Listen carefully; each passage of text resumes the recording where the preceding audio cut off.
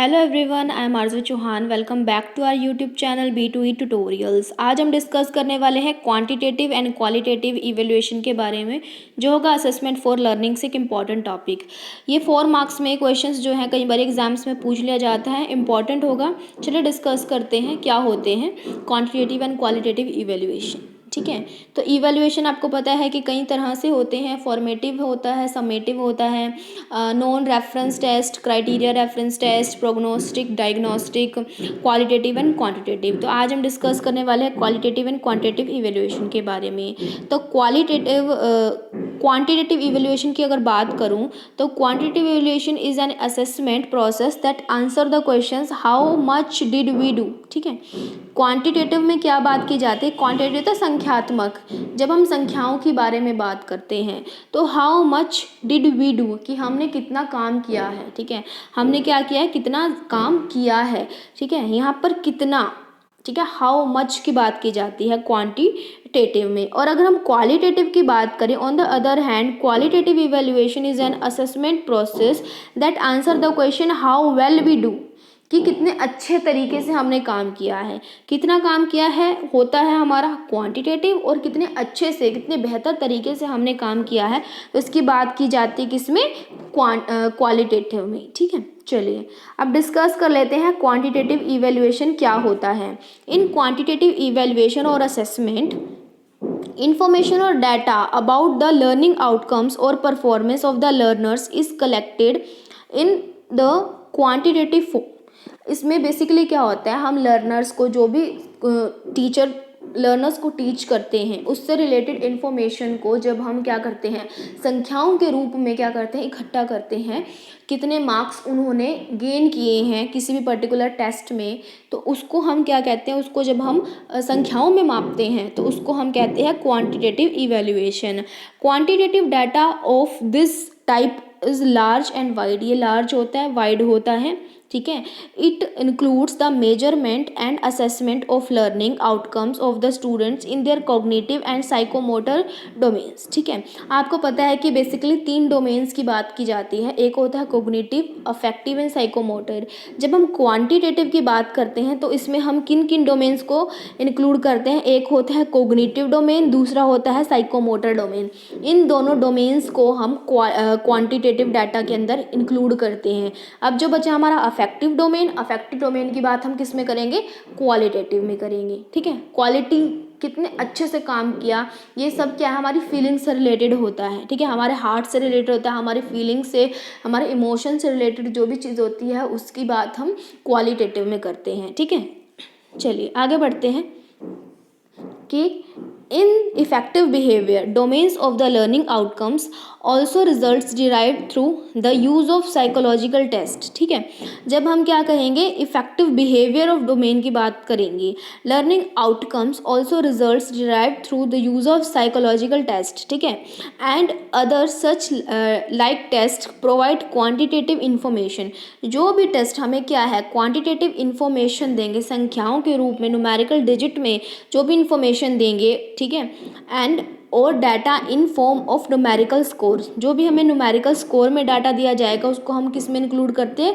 Quantitative में करते हैं। दिस क्वांटिटेटिव इंफॉर्मेशन और data is used for the interpretation and evaluation of the quality and nature of child intelligent, कि बच्चे की जो इंटेलिजेंस लेवल है बच्चे का, उसका एप्टीट्यूड, वो क्या काम कर सकता है, उसकी क्या योग्यताएं हैं, उसका एटीट्यूड पॉजिटिव है या नेगेटिव है, पर्सनैलिटी है और एडजस्टमेंट की कैपेबिलिटी है। ठीक है, तो इन सब को क्या करते हैं हम, जब हम डाटा को न्यूमेरिक डिजिट में जब हम कन्वर्ट करते हैं तो उसको हम क्वांटिटेटिव इवैल्यूएशन के अंदर इंक्लूड करेंगे।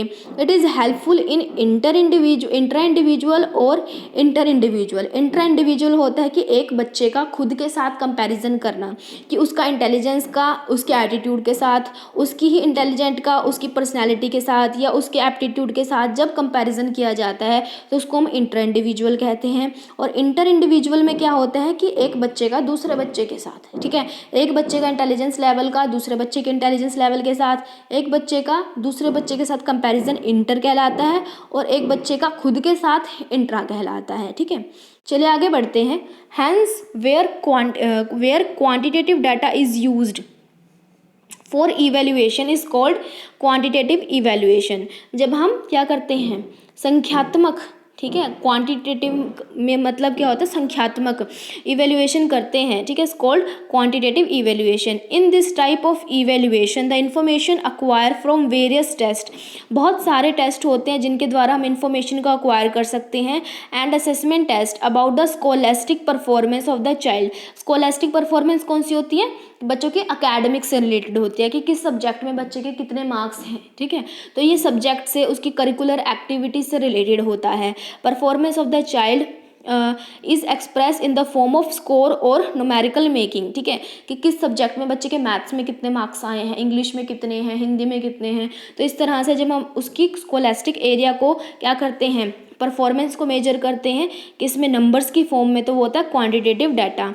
And also in the field of psychomotor, ये देखिए ये तो कोग्निटिव हो गया, स्कोलेस्टिक को हम किस में करते हैं इंटेलेक्चुअल में, कोग्निटिव में, एंड साइकोमोटर में हम किस किस को करेंगे बच्चे की स्किल्स को, कि बच्चा स्पोर्ट्स में कैसा है, उसकी फिजिकल एजुकेशन में कैसी परफॉर्मेंस है, आर्ट्स में, पेंटिंग्स में, आर्ट एंड क्राफ्ट में वो कैसा काम कर रहा है, work experience in lab, lab में कैसी परफॉर्मेंस दे रहा है, एंड प्रैक्टिकल वर्क कैसा कर रहा है बच्चा, ठीक है। तो बेसिकली हमने बात की थी ना कि इसमें कोग्निटिव एंड साइकोमोटर दोनों को इंक्लूड किया जाता है। तो कोग्निटिव में आएगा उसका स्कोलेस्टिक एरिया और साइकोमोटर में क्या आएगा उसका art and craft, sports, physical education, practical work in lab, ठीक है, also measured in quantitative data, quantitative data में उसको मेजर करेंगे। Evaluation made from this data और information is known as quantitative evaluation, ठीक है। आई होप आपको quantitative evaluation का मतलब पता चल गया होगा कि जब हम बच्चों की परफॉर्मेंस को नंबर्स में, डिजिट्स में, न्यूमेरिकल वैल्यू में जब हम बच्चों को क्या करते हैं मेजर करते हैं तो उसको हम क्वांटिटेटिव इवेल्युएशन कहते हैं। इसमें कोग्निटिव और साइकोमोटर डोमेन दोनों को इंक्लूड किया जाता है। चलिए आगे बात करते हैं। Such evaluation is usually expressed in the form of scores and marks. ये आपको समझ में आ गया, स्कोर हम बच्चों को देंगे कितने स्कोर आए हैं, बच्चे का कितने मार्क्स आए हैं, ठीक है। This practice has may benefits, किस तरह से बेनिफिट होती है ये कि ये हेल्प करता है inter individual and intra individual comparison करने के लिए, एक बच्चे का खुद के साथ और एक बच्चे का दूसरे के साथ, ठीक है, कंपैरिजन करने में हेल्प करता है। थ्रू दिस प्रैक्टिस, इस प्रैक्टिस से क्या होता है कि the statistical calculations are done easily and it is easy to understand and use, ठीक है। अब ये जब हम बच्चे की क्या करेंगे सभी बच्चों का न्यूमेरिकल डिजिट में कि एक बच्चे के अगर हमने 80 मार्क्स का टेस्ट लिया है बच्चे का, तो एक बच्चे के 78 आए, के 75 आए, के 60 आए हैं, इस तरह से जितने बच्चों के 20, मान लो सपोज 20 बच्चे हैं तो 20 बच्चों के कितने कितने मार्क्स आए हैं हमने लिस्ट बना ली, तो उसको देखना उसको समझना बहुत ईजी होता है, ठीक है। तो क्या ये बहुत ईजी होता है, ईजी टू अंडरस्टैंड होता है और ईजी टू यूज़ होता है। Then it helps in setting the relative positions of and examining in the whole group, ठीक है। एक बच्चे की अपनी पूरी क्लास में 20 स्टूडेंट हैं तो 20 स्टूडेंट्स में बच्चे की कौन सी पोजीशन है, बच्चा कौन सी पोजीशन पर आ रहा है ये हमें पता चल जाता है, ठीक है। रिलेटिवली उसके पूरे ग्रुप में वो कौन सी पोजीशन पे आता है और उसके कितने परसेंटेज मार्क्स आए हैं इसका हमें पता चल जाता है। This practice by converting the data into percentage, ठीक है। हम क्या कर सकते हैं जो भी डाटा है बच्चे के मार्क्स को क्या कर सकते हैं परसेंटेज में कन्वर्ट कर सकते हैं। एंड ये क्या करता है helpful in taking decisions like declaring the result, बच्चे का रिजल्ट हम डिक्लेयर कर सकते हैं। हमारे यूजुअली जो एजुकेशन सिस्टम है इसमें ऐसे ही किया जाता है, ठीक है। तो जितने भी मार्क्स आते हैं उसको हम क्या करते हैं परसेंटेज में कन्वर्ट करते हैं और हमारे क्लास में हम अपनी परसेंटेज देखते हैं, अपनी पोजीशन देखते हैं।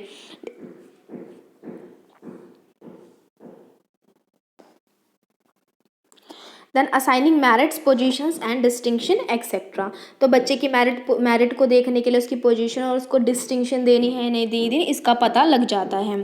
5th पॉइंट है the practice helps in converting and representing the performance of the student into certain distinctive grades. तो इसमें बच्चे की जो परफॉर्मेंस है उसको कन्वर्ट कैसे करेंगे, उसको ग्रेड्स देंगे, कैटेगरीज में उसको डिवाइड करेंगे एंड डिक्लेयरिंग देम एज, या तो बच्चा एक्सलेंट में आएगा, गुड में आएगा, पुअर में, वेरी पुअर में, एवरेज, बिलो एवरेज, जो भी बच्चे की कैटेगरी है उसमें उसको कन्वर्ट कर दिया जाता है।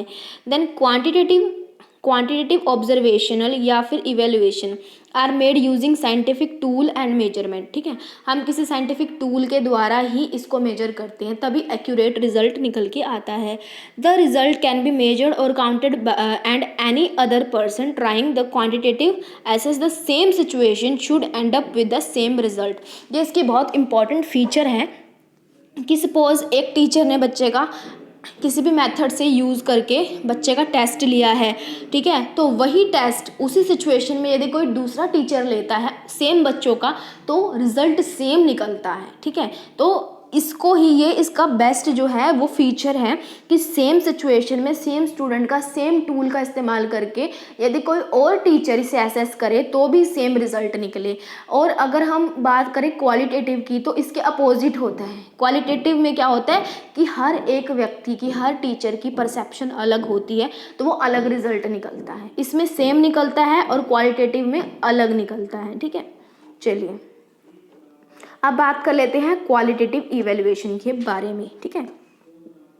So qualitative evaluation is more subjective than quantitative evaluation. ये इसकी सबसे इम्पॉर्टेंट बात है कि ये क्या होता है, मोर सब्जेक्टिव होता है, ज़्यादा सब्जेक्टिव होता है क्वांटिटेटिव की अपेक्षा। इन क्वांटिटेटिव इवैल्यूएशन या असेसमेंट इंफॉर्मेशन और data about the learning outcomes और performance of the students is collected in quantitative form, ठीक है। क्वांटिटेटिव में क्वांटिटेटिव फॉर्म में न्यूमेरिकल डिजिट में होता है। Mostly the assessment and evaluation of the learning outcomes of the learner is affective behavioural domain involves the measuring involving quantitative evaluation, ठीक है। Mostly कई बार क्या होता है कि बच्चे के अफेक्टिव डोमेन से रिलेटेड उसकी वैल्यूज़ क्या हैं, उसकी फीलिंग्स क्या हैं, इमोशंस क्या हैं, उनको असेस करने के लिए हम क्वालिटेटिव इवेल्युएशन का इस्तेमाल करते हैं, ठीक है।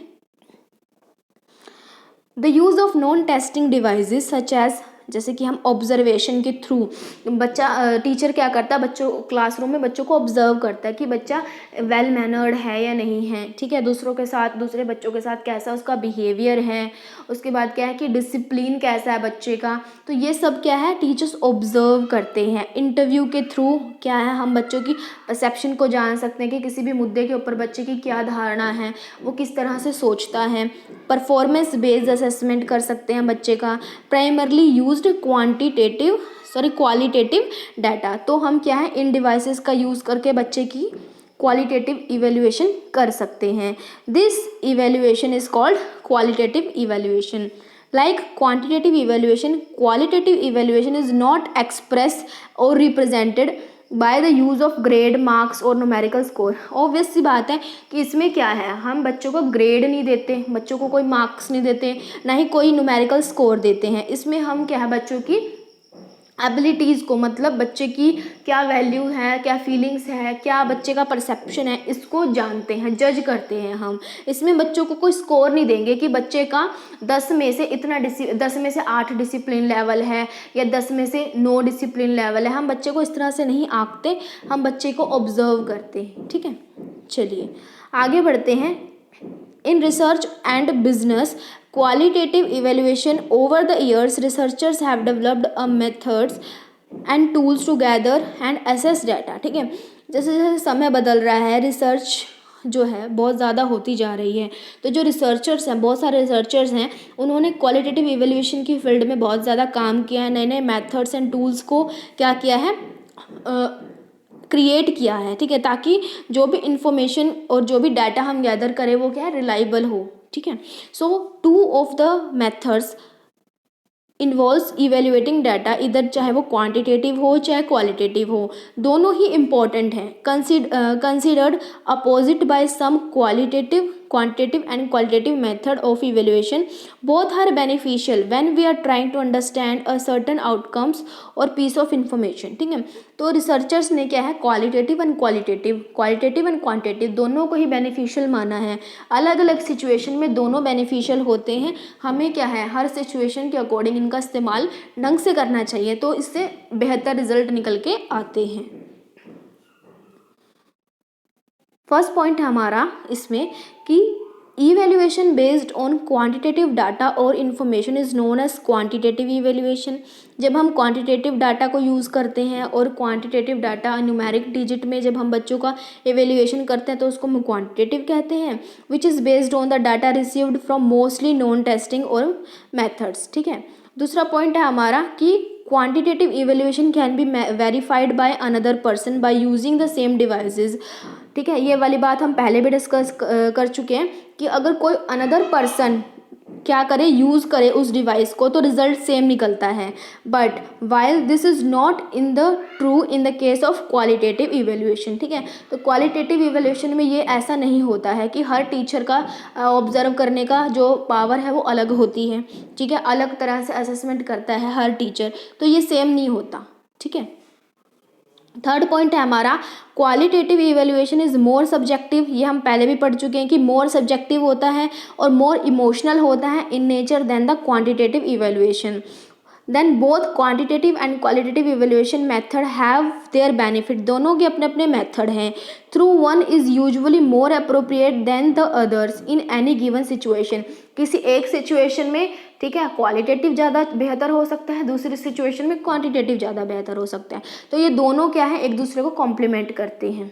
चलिए आगे बढ़ते हैं. पॉइंट नंबर 4 है हमारा quantitative evaluation can help to remove human bias. ठीक है, फ्रॉम स्टैटिस्टिक. जब हम क्वांटिटेटिव संख्याओं की बात करते हैं तो इसमें पार्शियलिटी करना इतना आसान नहीं होता है.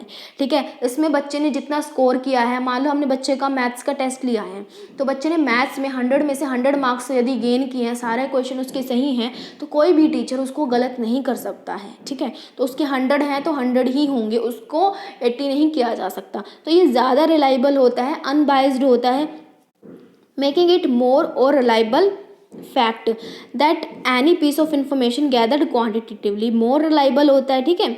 चलिए फिफ्थ पॉइंट है accurate quantitative evaluation can be relied upon the truth. अगर एक्यूरेट है तो ये क्या है, ट्रूथ है. ठीक है.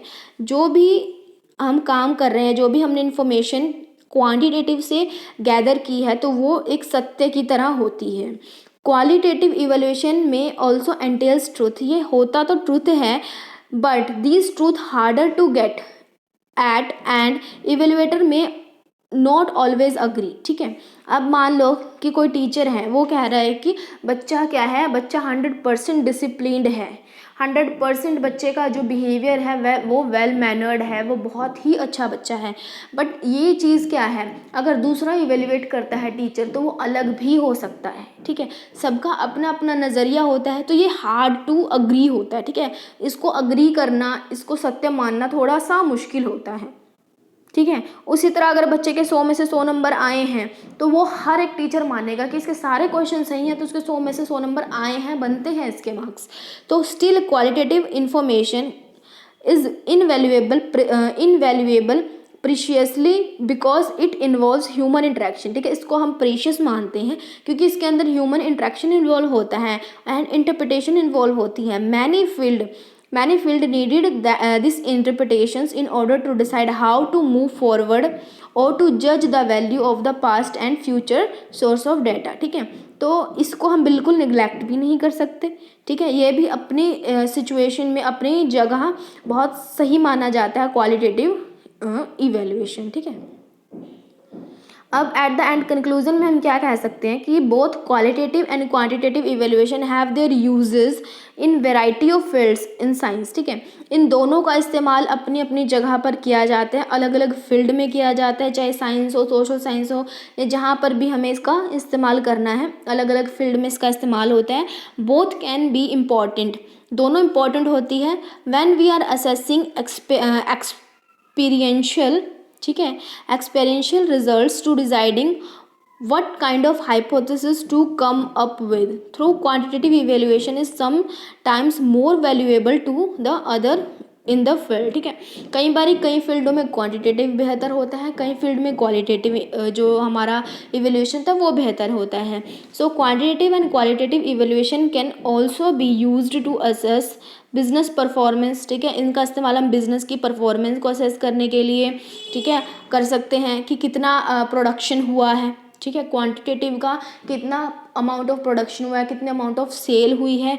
और अगर हम क्वालिटेटिव की बात करें तो वर्कर्स का और जो हमारे बोर्ड ऑफ डायरेक्टर्स होते हैं, सीनियर जो मैनेजमेंट होते हैं, उनके साथ कैसा रिलेशनशिप है। तो रिलेशनशिप को और एटीट्यूड को मेजर करने के लिए क्वालिटेटिव, एंड प्रोडक्शन को, सेल्स को मेजर करने के लिए क्या होता है, जो हमारा होता है क्वांटिटेटिव डाटा को हम यूज़ कर सकते हैं। ठीक है। Other fields that commonly employ quantitative and qualitative evaluation method, it includes, हम इसको अप्लाइड साइंस में, साइकोलॉजी में, एंथ्रोपोलॉजी में एंड सोशियोलॉजी में इस्तेमाल कर सकते हैं। तो ये था qualitative and quantitative information evaluation. I hope आपको समझ में आया होगा। ठीक है, तो मिलते हैं आपसे नेक्स्ट वीडियो में, तब तक अपना ध्यान रखें। Take care, bye bye.